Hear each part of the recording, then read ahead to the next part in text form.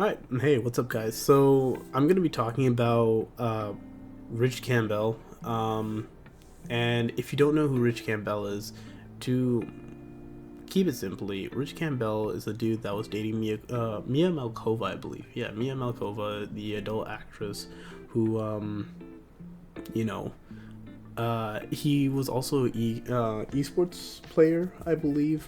Did a lot of Call of Duty back in the day, so on and so forth. I mean, I could do a proper video on him later and his past, but I don't think that's needed for this video because we're just talking about something interesting that came up on the news.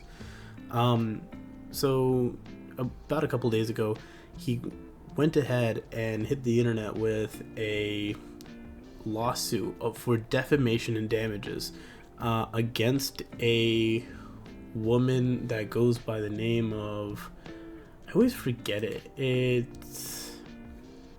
It's always on the tip of my tongue. I think it's Azalea. Yeah, there we go. Azalea Lexi. I don't know why that name is so hard for me to remember, but it's just a weird name, I guess. Anyways, I'm going off on a tangent here, I know. But anyways, Azalea Lexi goes ahead and details a very gruesome story that happened to her, and it's really hard to read. Like if you're not, let's say, comfortable with the topic of SA. And I'll give it a read here in a bit, but just to kind of add a little bit of context here, he apparently had done this with multiple other women. I'm not too sure about that context over there, but this was huge in 2022 or December of 2022, where he just got canceled on a live stream. It was everywhere. He R-worded like a whole bunch of, or he R-worded her, and I think he just assaulted a whole bunch of other women, I guess. But he's now claiming that this is defamation and this is a lie, and without saying anything to anyone, put out that lawsuit. Now, I would go ahead and say, I'm going out on a limb and basically saying that is the smartest thing for him to have done. And here's why, right? Trying to argue about your innocence in the internet or on the internet itself is like driving a car off of a cliff and expecting to not hurt, right? This dude was off of the internet for basically a year at this point, maybe longer. He wasn't doing so well, I would say, in that time period, especially if you're accused of, R word. But it's interesting because this lawsuit, and I was going ahead and reading it up on another YouTuber's page where he had access to the lawsuit PDF, and he was going ahead and calling Azalea someone who is in this industry where she sleeps around and all of this stuff, and she's just only going ahead and talking about events that never happened. He's saying that night never happened. Now, she shared text messages, which I can't find right now. I don't know why I can't find them. Sorry about that, but I just want to get this video out, so here we are. But she did talk about text messages, and I remember seeing them where they had talked about her going to a bar. She was with some friends, and how he wanted to meet her. But the one thing I question a lot is, why, as a human being, if you do not like someone, if you do not want to be around someone, then why do you choose to be around them, right? Like, if I hated someone, or I didn't like someone, or I wanted to stay away from someone, man, woman, whatever it may be, right? I wouldn't go out of my way to go ahead and just be like, yep, I'm here, I'm just gonna hang out with you or whatever. No, like that's not something I would do in the slightest. I don't know if people are, different about this. I'm clearly not. I don't know. It's something I can't imagine. But they're claiming it happened, and he's claiming it didn't happen. Now, just for added reference, here, let me go ahead and pull up the twit longer and read it for you guys. Alright, let's read this out. If you want the whole account, here it is. Rich and I had a very up and down on and off friendship and relationship for 4 years that started towards the end of his career on the Call of Duty desk.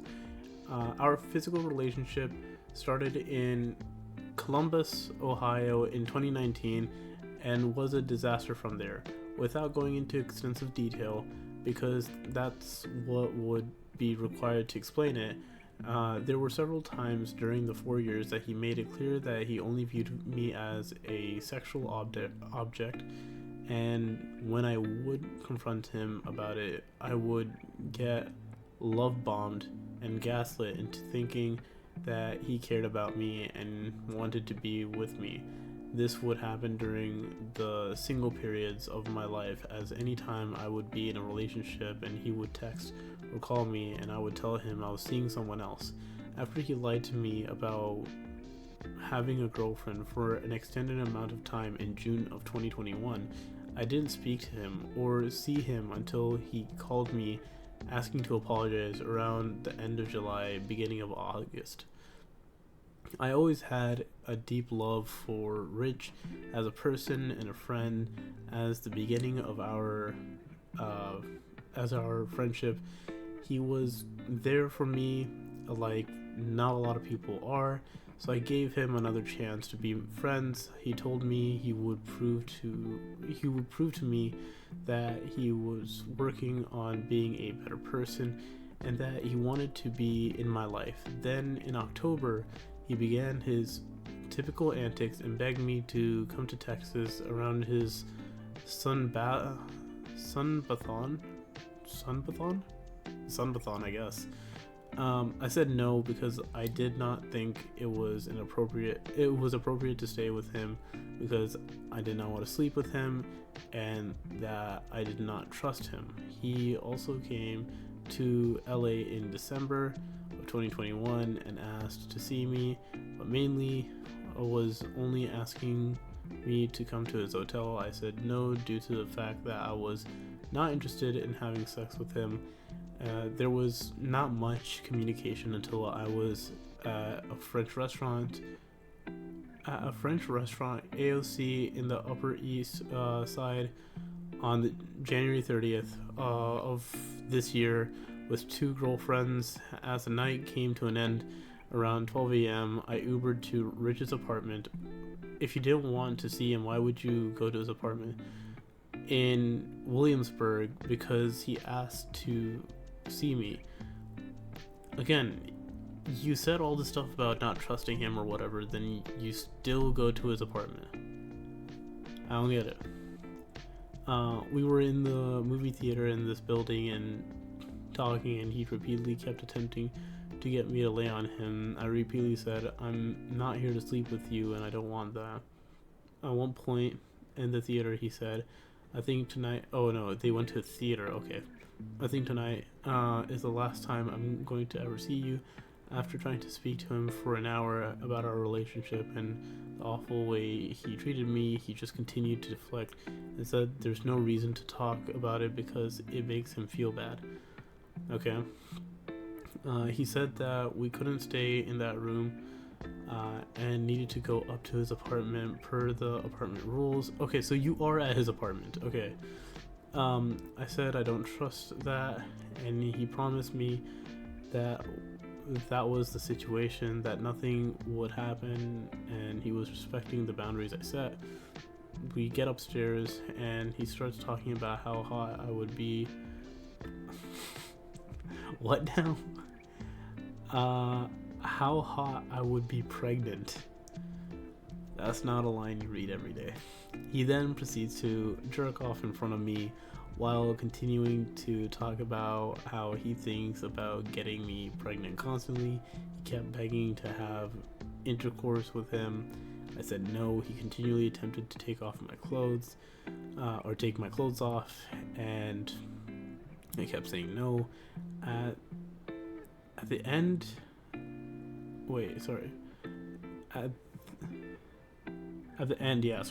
At the end, and I mean at the very end, he rolled me over and put himself inside of me and finished unprotected. Afterwards, I called my friend who I was staying with, so I could come back. She wasn't answering because it was late at night and she already fell asleep, or said I couldn't stay there.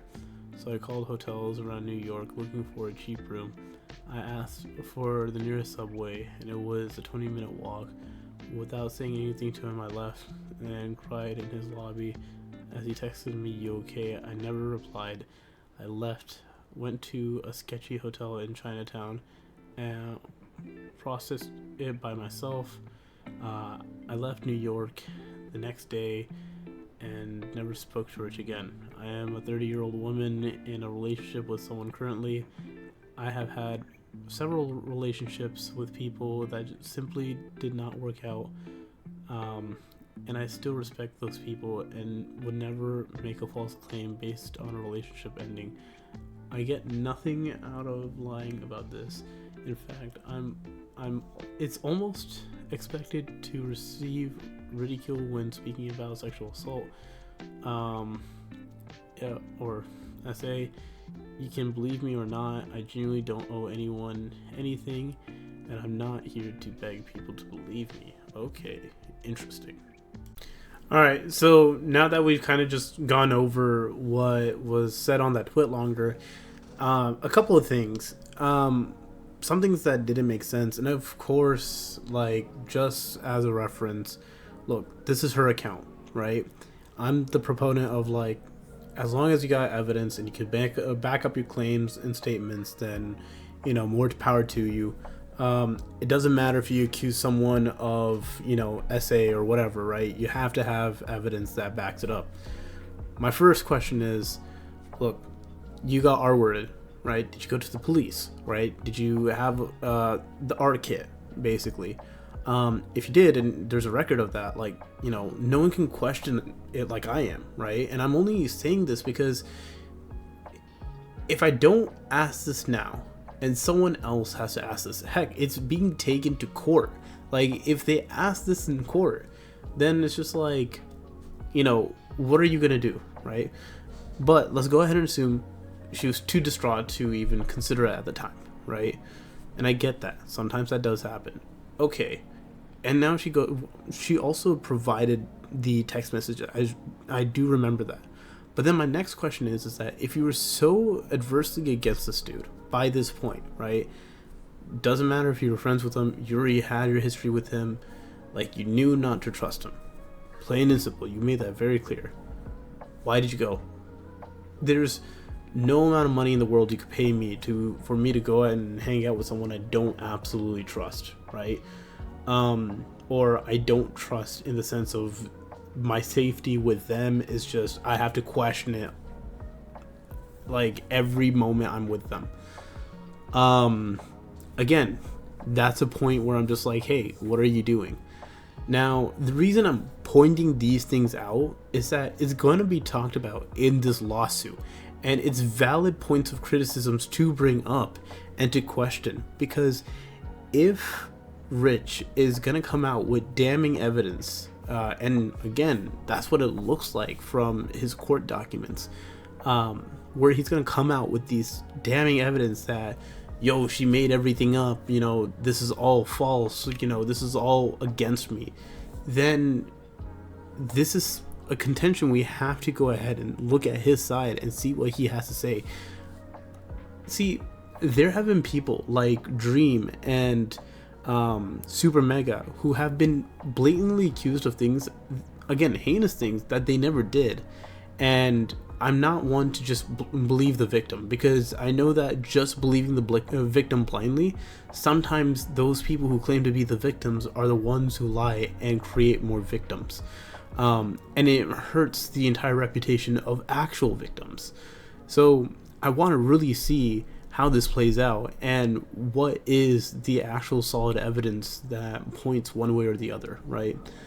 And if we kind of get to a conclusion that of who was right, I think it's safe to say that this court case itself will set a precedent of, you know, you can't just believe a victim at their word, right? And they have to have a burden of proof to really believe them, or it's just another instance of some dude on YouTube using their power to do whatever they want.